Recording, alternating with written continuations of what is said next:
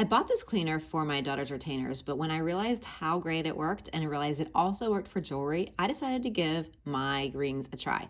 So here's going to be the before. I'm going to let it run 10 minutes on a time lapse, and then I'll show you the after, and we'll compare and see if this thing actually cleans the rings. I'm not sure why the time lapse did not capture all of the bubbles that the machine made, but I can assure you there was a black swirling goo coming out of the rings. It finished. That water is absolutely vile and disgusting. I don't know if you can see how dirty it is and how much, I don't know, chunks of stuff is in there, but we're going to use the included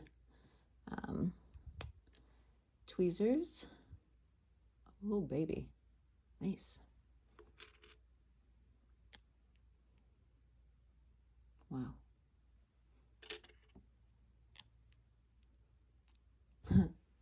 Well, let's see. That's the after.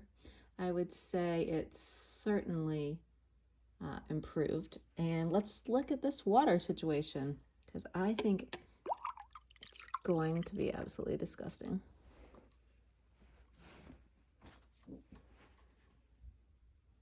Well, the fact that you can't even see through it, it's so dirty, and there are many particles floating in there, I don't know if you can see them up close or not, tells me it's absolutely working, and I think the results speak for themselves.